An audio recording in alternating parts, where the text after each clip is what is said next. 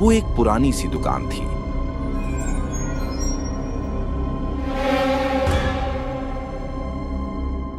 एक कोने में पड़ी हुई, जैसे वक्त ने उसे भुला दिया हो।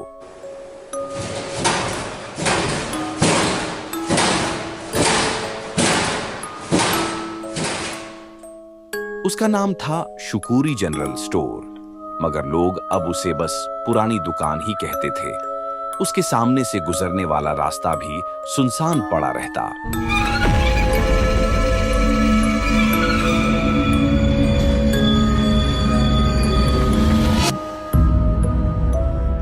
क्योंकि दुकान के मालिक शुकूरी बाबा के बारे में अजीबोगरीब बातें मशहूर थीं।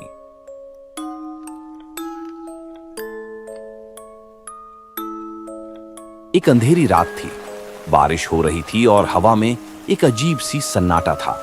एक जवान लड़का अहमद अपनी गाड़ी में तेज रफ्तार से जा रहा था कि अचानक गाड़ी का इंजन बंद हो गया। वह एक वीराने में फंस गया था।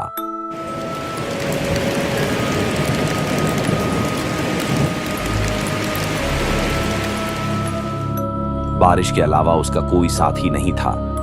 दूर से एक धीमी सी रोशनी का एक नुक्ता बिंदु नजर आया। वही पुरानी दुकान। अहमद दुकान के सामने पहुंचा।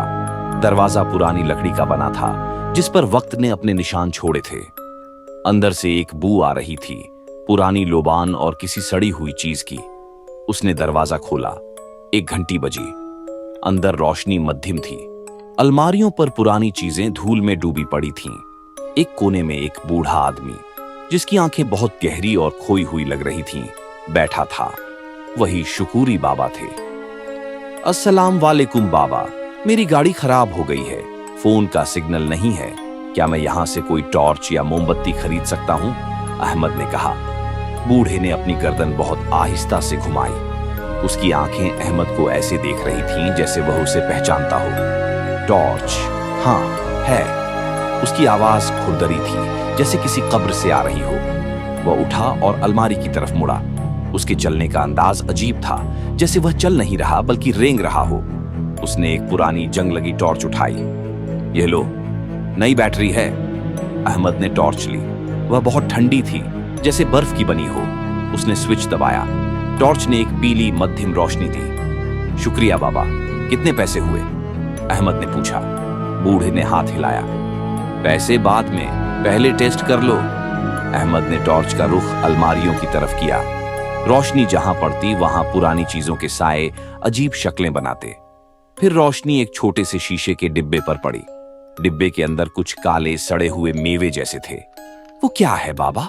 अहमद ने हैरानी से पूछा। बूढ़े के होठों पर एक भयानक मुस्कुराहट फैल गई। वो खास है। जो कोई खाता है उसकी हर मुराद पूरी होती है। अहमद को एक अजीब सी खिंचाव महसूस हुआ। वह डिब्बे के करीब होता गया। वो मेवे, वो असल में कोई बीज थे। उनसे एक मीठी और घिनौनी बू आ रही थी। क्या मैं एक ले सकता हूं? अहमद की अपनी ही आवाज उसे अजनबी लग रही थी। बूढ़े ने सिर हिलाया। हां, मुफ्त। अहमद ने डिब्बे का ढक्कन खोला। एक बीज अपनी हथेली पर रखा। वह चिपचिपा और ठंडा था।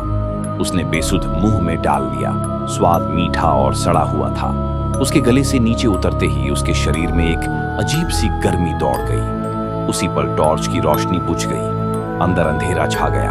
अहमद ने टॉर्च हिलाई, मगर वह फिर से नहीं जली। बाबा, उसकी आवाज गूंजी। जवाब में सिर्फ खामोशी थी।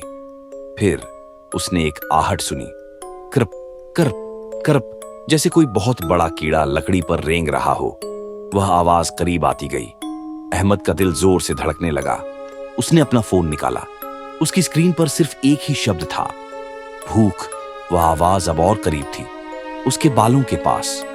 अहमद ने डरते डरते फोन की रोशनी में देखा और वह वहीं था, शुकूरी बाबा।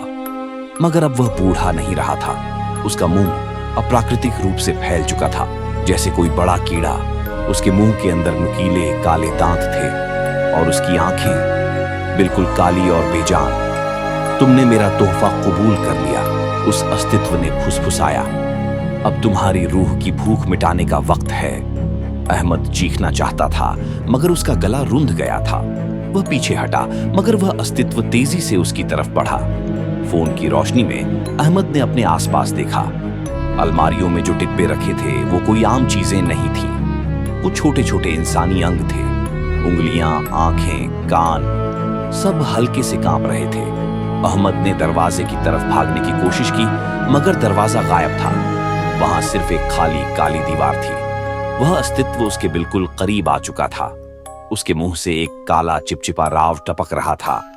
हमारी दुकान में खुश आमदीद, उसने कंठी आवाज में कहा। यहां हर चीज मिलती है, हमेशा के लिए। अहमद की चीख दीवारों में सोख ली गई। सुबह हुई। धूप में वह पुरानी दुकान फिर से अपनी रहस्यमयी खामोशी में डूबी हुई थी। उसके सामने अहमद की गाड़ी खड़ी थी। दरवाजा खुला हुआ। दुकान का दरवाजा बंद था। उस पर एक पुरानी सी तख्ती लटकी थी जिस पर लिखा था, हमेशा खुला। और अंदर एक नए शीशे के डिब्बे में 2 ताजा भयभीत आंखें पड़ी थीं, जो अब भी धड़क रही थीं।